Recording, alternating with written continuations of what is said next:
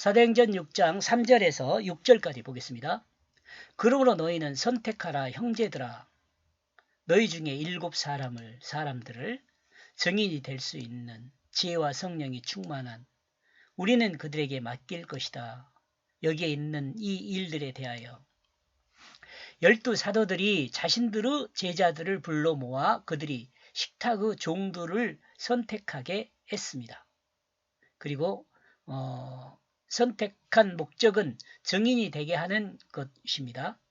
선택하는 목적은 증인이 되게 하는 거죠. 여기도 제가 좋아하는 거 한번 넣어볼까요?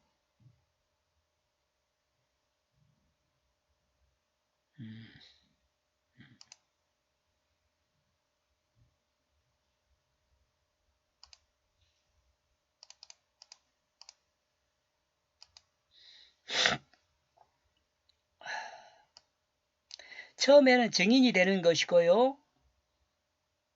그 다음에 지혜와 성령이 충만한 사람이 되어야 합니다.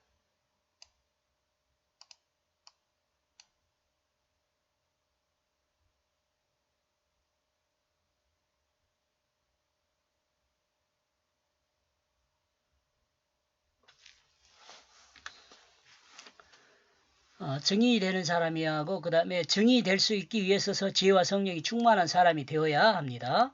지혜는 사람의 지식을 따라 되는 생각이 아니라 여기 무슨 말이냐면 사람이 경험된 지식 그 지식을 따라서 생각하는 것이 아니에요. 사람의 지식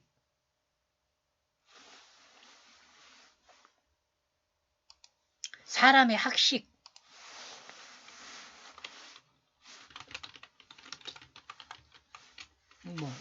이해하겠죠?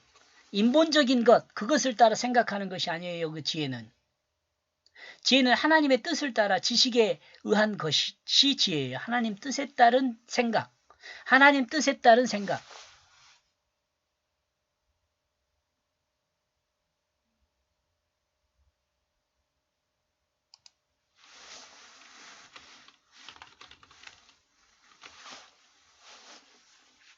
그리고 이 생각으로 충만한 사람이 되어야 합니다. 그러니까 성령이 충만한 사람과 똑같은 말이 되겠죠. 하나님 뜻에 따른 생각이 충만한 사람이야 하니까 이를 표현하는 것이 지혜와 성령이 충만한 사람을 표현하고 있습니다. 이와 같은 사람에게 증인이 될 수 있게 하고 식탁의 종이 될 수 있게 7명을 선택하게 됩니다. 4절 그리고 우리는 그 기도와 그 말씀 전하는 일에 성실히 임할 것이다. 주님의 제자들은 이제 기도와 말씀을 전하는 것에 성실하게 임할 것을 다짐하고 있습니다. 하나님의 말씀의 뜻을 따르기 위해 하나님 말씀의 뜻을 따르기 위해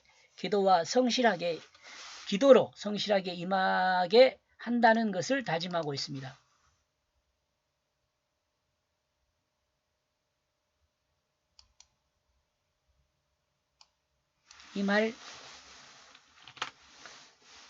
임할 것을 다짐하고 있습니다. 누가요? 사도들이요. 자, 그 다음에 이제 7집사 이름이 나옵니다. 이 7집사 이름을 보면 그 사람들이 이 집사들이 어떤 사람인가 어떤 사람이어야 하는가 이런 것들을 생각해 볼 수 있게 합니다. 5절요. 그러므로 그 모든 무리 앞에서 그 말이 일치하게 되었다. 이거 이제 제자들의 말을 사도들의 말을 다 긍정하게 된 거예요. 그러므로 그들은 스데반을 선택했다. 스데반 집사를 선택했고요. 믿음과 성령이 충만한 사람을 빌립을 선택했고 브로고로를 선택했고 니가노르, 디몬, 바메나, 니골라 이렇게 선택을 한 거예요. 하나, 둘, 셋, 넷, 다섯, 여섯, 7명 맞죠? 유대계에서 입교한 안디옥 사람이래요. 니골라는요. 자, 이것을 제가 그 의미를 다 이렇게 달아놨잖아요. 이 의미를 따라서 설명을 붙여볼게요. 사람들이 말하는 것과 같이 되기를 모든 무리가 일치하는 마음으로 추구하게 되었습니다. 자, 하나님의 뜻을 따라 예수 그리스도를 믿는 믿음이 확고한 사람은 지금 스데반 집사 이야기입니다.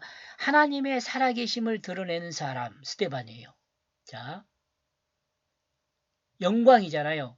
화관 영광이거든요. 근데 이 영광이라는 것은 무엇이 영광이냐면 하나 있음을 드러내는 게 영광이에요. 하나님께 영광 드린다 그러면 하나님의 계심을 드러내는 것이 영광이거든요. 그러니까 스테반 그런 영광 하나님의 살아계심을 드러내는 거죠. 그냥 하나님의 살아계심을 드러내는 사람 스테반으로 선택되었습니다. 이같이 선택된 사람은 하나님의 역사를 기록하는 사람이다. 빌립 있는데요. 이 빌립이란 말이 세파르라는 말이 나중에 설명이 아마 나오지 않을까 싶은데 안 나온가요? 아마 나올 겁니다. 제가 기억이 있는데 한번 봅시다. 그냥 넘어가면서 볼게요. 세페르라는 말에서 와요. 집사 빌립이란 말이.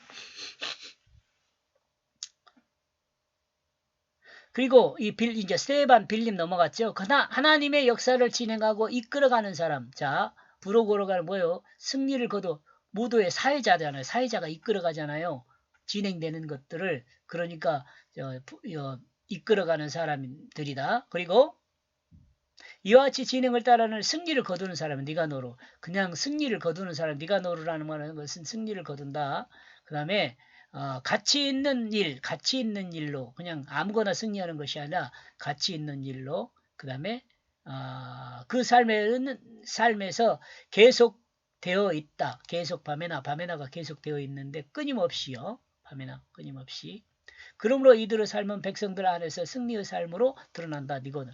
그러니까 여기서 이제 이름을 이제 설명하기 위해서 이름을 넣어놨는데 다시 정리하면 사도들은 기도와 말씀 증거로 삶의 방향을 제시했고 사도들의 제시인 선택받은 집사들은 사도들이 제시한 방향을 따라 자신들의 삶을 바로 세워 본을 보입니다. 이러므로 그리스도인의 삶은 선택받은 집사들과 같은 삶이 되어야 한다는 생각입니다. 자, 집사들, 그 일곱 집사를 하나하나 다시 생각하면 이 삶은, 집사의 삶은요, 하나님의 살아계심을 드러내는 삶입니다. 하나님의 역사를 행하여 기록하는 삶입니다. 하나님이 역사를 진행하고 이끌어가는 삶입니다. 승리를 거두는 삶입니다.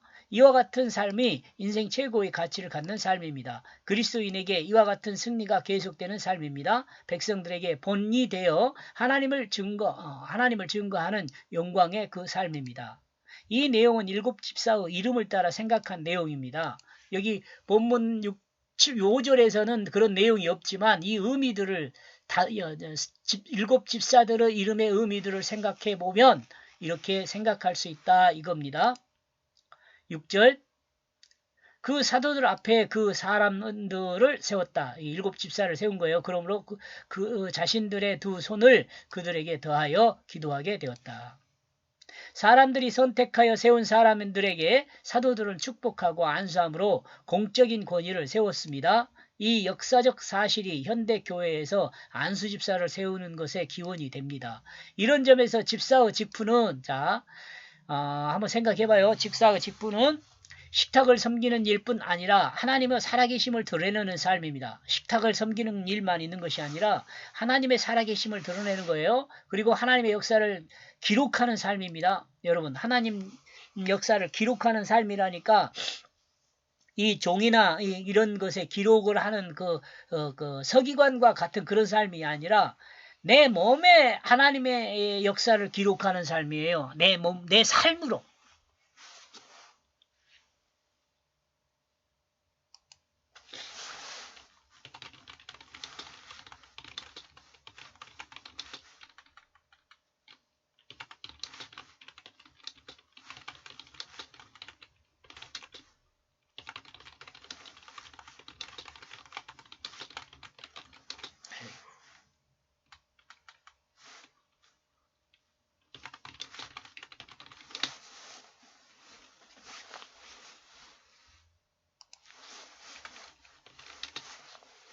자신의 삶으로 하나님의 역사를 기록하는 삶이에요. 그리고 하나님의 역사를 진행하고 이끌어가는 삶입니다. 하나님이 자기가 이 삶을 이끌어가는 것이 아니라 하나님이 이것은 뭐예요? 하나님의 역사를 이끌어간다는 것은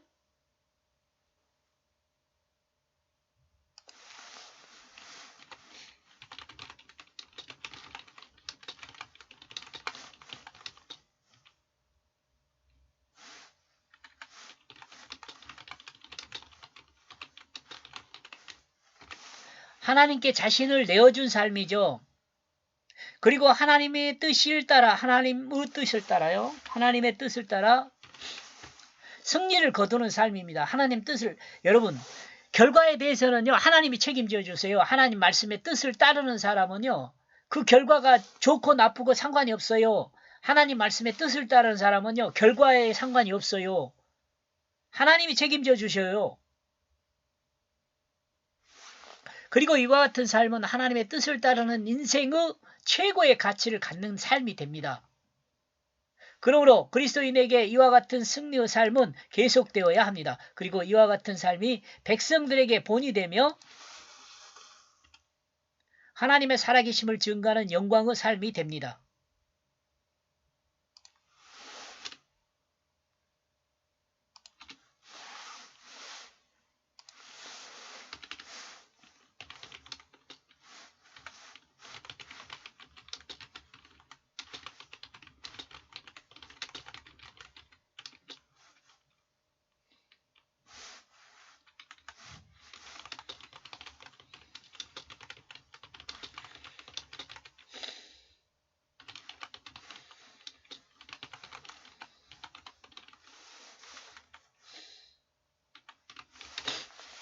나와 여러분이 이와 같은 삶으로 하나님께 영광을 돌리는 사람이 되었으면 좋겠습니다. 이렇게 해서 1절에서 6절까지의 내용을 정리를 하면은요. 사도는 기도와 말씀의 종으로, 집사는 영광된 삶의 종으로 이렇게 정리해 보았습니다. 여기까지 보겠습니다. 고맙습니다.